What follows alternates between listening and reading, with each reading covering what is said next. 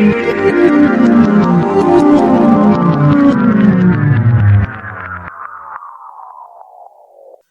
اللہ الرحمن الرحیم. آج کی نئی ویڈیو کے ساتھ میں آپ کی خدمت میں حاضر ہوں. بڑا افسوس ہوتا ہے جب میں اس طرح کے ٹاپک پہ کوئی ویڈیو بنا رہا ہوتا ہوں. بڑا دکھ بھی ہو رہا ہوتا ہے اور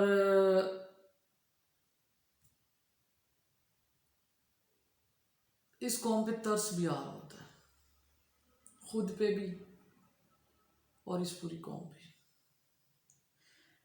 کیونکہ ہم کبھی سچ کے ساتھ کھڑے نہیں ہو رہے ہوتے. ہم جو ہمیں دکھایا جاتا ہے اس پہ بلیو کر رہے ہوتے ہیں، اس کو ہی سچ مان لیتے ہیں.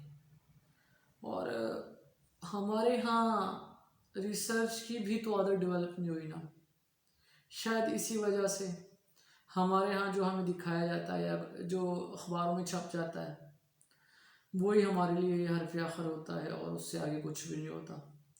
وہی ہم سچ مان رہے ہوتے ہیں اور اسی کے اوپر ہم ڈپینڈ کر رہا ہوتا ہے ہمارا ریئیکشن. ہم نے ریئیکٹ کرنا ہے یا نہیں کرنا. صرف دو چیزیں، یہ نہیں ہے کہ کب کرنا ہے، یہ تو آپشن ہی نہیں ہے. یہ کرنا ہے یا نہیں کرنا. اور اس میں بھی ایک ہی آپشن ہے میرے خیال سے ہم پاکستانیوں کے پاس، کہ ہم نے نہیں کرنا. کوئی بھی معاملہ ہو جائے، جتنا بڑا ہو یا چھوٹا ہو، ہم نے ریئیکٹ نہیں کرنا. اب پچھلے دنوں میں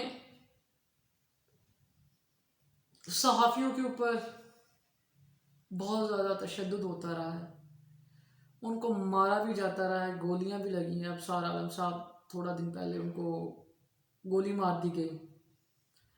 اس کے بعد اسد طور صاحب کو نامعلوم لوگوں نے اس کے دفتر میں گھس کے راڈوں سے مارا ہے، اس کو زخمی کیا ہے. اس کے بعد بہت سارے جو ہے ہمارے صحافی دوستوں کو تھریٹس بھی آتے رہتے ہیں. تھریٹس تب آتے ہیں جب ہم سچ بولتے ہیں. یہ ذہن میں رکھیے گا، جو سچ بول رہا ہوتا ہے تھریٹ اسی کو آئیں گے. جس کو جو ٹاپک دیا جاتا ہے وہ اسی کے اوپر رہتا ہے، اسی لائن کے اوپر کھڑا رہتا ہے، نہ اس سے آگے جاتا ہے نہ پیچھے جاتا ہے. نہ اسے کبھی تھریٹ آئے گا اور نہ اس سے کبھی کسی کو کوئی خطرہ ہوگا اور نہ کبھی وہ غدار ہوگا اور نہ ہی کبھی اسے غداری کا سرٹیفکیٹ ہمارے میڈیا میں دیا جائے گا. اب رہا حامد میر کا معاملہ. حامد میر صاحب نے پریس کانفرنس کر کے جو قوم کے سامنے کچھ چیزیں رکھی ہیں وہ بالکل سچ تھی. اب لوگ کہتے ہیں کہ وہ سچ کیسے ہیں؟ کیا آپ خود دیکھ کے آئے ہو؟ کیا آپ لوگوں کو نہیں پتا کہ کیا ہو رہا ہوتا ہے؟ کیا آپ کو نہیں پتا کہ آپ کو نامعلوم لوگوں سے کالیں آتی ہیں، نمبر سے کالز آتی ہیں، آپ کو دھمکیاں آتی ہیں، آپ کو آپ کی فیملی کو ڈرایا دھمکایا جاتا ہے کہ اپنی زبان بند رکھیں؟ نہیں آتی تو وہ آپ سچ نہیں بول رہے. پھر یہ ذہن میں رکھیے گا. اور تب سے لوگ ڈیپ پاکٹس کا ذکر کر رہے ہیں کہ لو جی حامد میر صاحب کی جو ڈیپ پاکٹس تھیں وہ بولنا شروع ہو گئی. یار یہ کیا مذاق ہے اس ملک کے ساتھ. جو بھی سچ بولتا ہے اسے غدار قرار دیا جاتا ہے، جھوٹا کہا جاتا ہے، دہشت گرد کہا جاتا ہے، اسے مارنے کی دھمکیاں ملتی ہیں، نوکریوں سے نکالا جاتا ہے. اس کے علاوہ اس کی فیملی تک کو ہراس کیا جاتا ہے. ہمارے پاکستان میں یہ ٹرینڈ آج سے نہیں، 1947 سے یہی چل رہا ہے.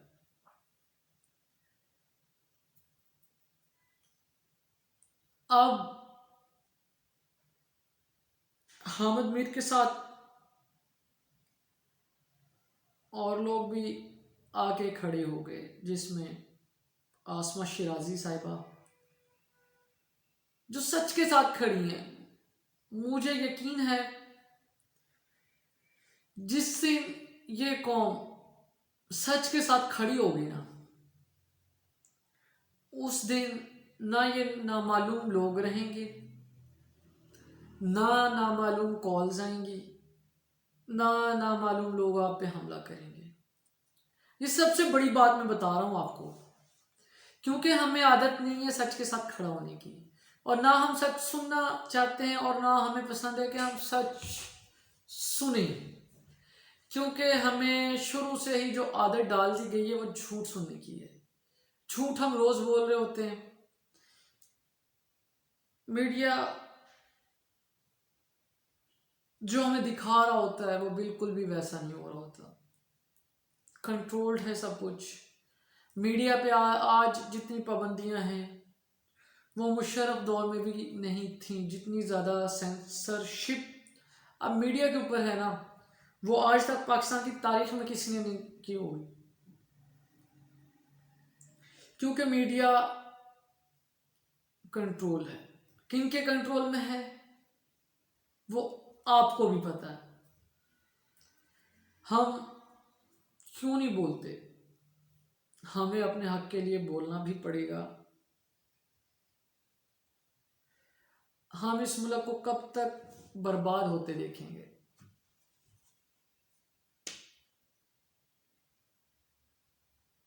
خدا نہ خواستہ میری منہ میں خاک،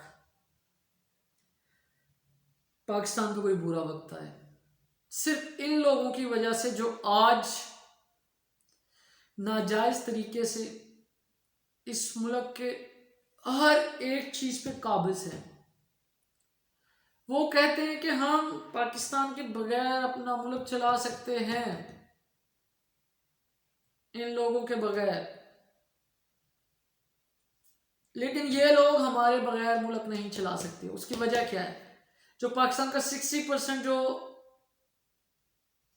بزنس ہے وہ ان کے انڈر میں ہے، جن کا حامد میر ذکر کر رہے تھے۔ خدا را پاکستان پہ رحم کریں، پاکستانیوں کو جینے دیں۔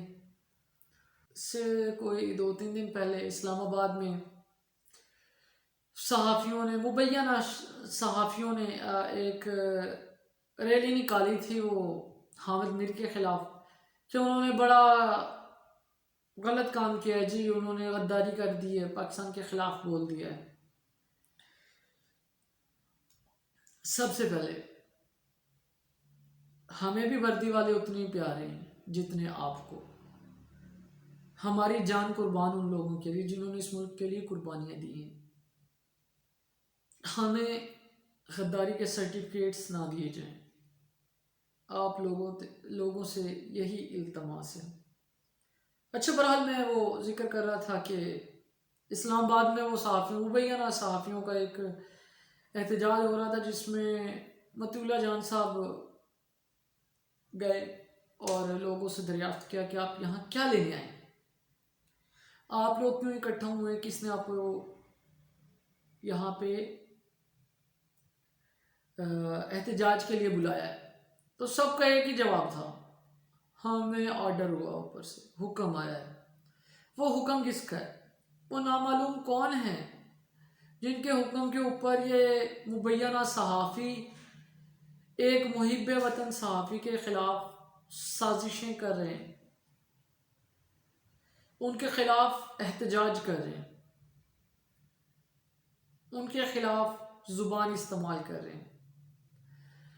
ان کو کون روکنے والا ہے؟ کون ان کو اجازت دینے والا ہے؟ تحقیق ہونی چاہیے۔ اس کے بعد ہمارے ٹی وی اینکرز، مبینہ صحافی کہہ لو انہیں بھی، جنہوں نے نہ خود آج تک سچ بولا ہے، نہ کبھی سچ بولنے کی تلقین کی ہے، بولا ہے تو صرف بوس، جھوٹ، فریب۔ اس قوم کے آگے ہر چیز پہلے سے ڈیسائیڈڈ ہوتی ہے، کیا کہنا ہے، کیا بولنا ہے، کس کو کیسے ڈیل کرنا ہے، کس کو چور کہنا ہے، کس کو ڈکیٹ کہنا ہے، کس کو غدار کہنا ہے، کس کو غداری کا سرٹیفکیٹ دینا ہے. اب پاکستان میڈیا میں سب سے زیادہ ایک جو ہے بحث شروع ہو گئی ہے، وہ ہے جو حامد میر صاحب ہیں ان کو غدار قرار دینے کی. کچھ دوست کہہ رہے تھے کہ جو حامد میر صاحب کے اکاؤنٹس ہیں وہ انڈیا سے آپریٹ ہو رہے تھے. کیا لاجک ہے کیا نہیں ہے، انہوں نے کہاں سے کنفرم کیا، یہ اللہ جانتا ہے. لیکن اس سے پہلے بھی تو وہ کیپٹل ٹاک میں پروگرام کر رہے تھے، کیا تب ان کا ٹویٹر وہاں سے، ان کے اکاؤنٹ وہاں سے ہینڈل نہیں ہو رہے تھے؟ پہلا سوال یہ. دوسرا، جاوید لطیف صاحب کا جو کیس تھا، ہم تو اس میں ہر پیشی پہ پیش ہو رہے ہوتے ہیں. اس میں ریکارڈ پیش کیا گیا تھا کہ یہ براہ راست انڈیا سے، انڈیا کے لوگوں سے، انڈیا کے دہشت گردوں سے رابطے میں ہے، جس کو کورٹ نے باقاعدہ ڈینائی کیا اور کہا کہ یہ جو ریکارڈ پولیس پیش کر رہی ہے یہ تو اس کیس سے ریلیٹڈ ہی نہیں ہے. اور حامد میر کے کیس میں بھی اب یہی ہو رہا ہے. ہمارے ہاں کتنے لوگوں کے جو ہیں فیک اکاؤنٹس بنے ہوئے ہیں، جتنے بھی ہمارے ہاں ویل نون پرسنالٹیز ہیں سب کے فیک اکاؤنٹس ہیں، اور بیشتر کے تو ویریفائڈ بھی ہیں. یہ مصدقہ اطلاعات ہیں جو میں آپ سے کہہ رہا ہوں، یہ ہوا میں ساری باتیں نہیں ہیں. صرف ان کو چپ کروانے کے لیے ایک مہم چلائی جا رہی ہے تاکہ ان کو غدار ملک کہہ کے چپ کروایا جا سکے، جیل میں ڈالا جا سکے.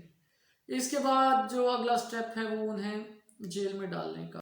حامد میر کے ساتھ انشاءاللہ سچ کے ساتھ جو بھی سچ بولے گا، حامد میر ہو، عاصمہ شیرازی ہو، متی اللہ جان ہو، اسد طور ہو، یا کوئی بھی ہو، یا نواز شریف ہو،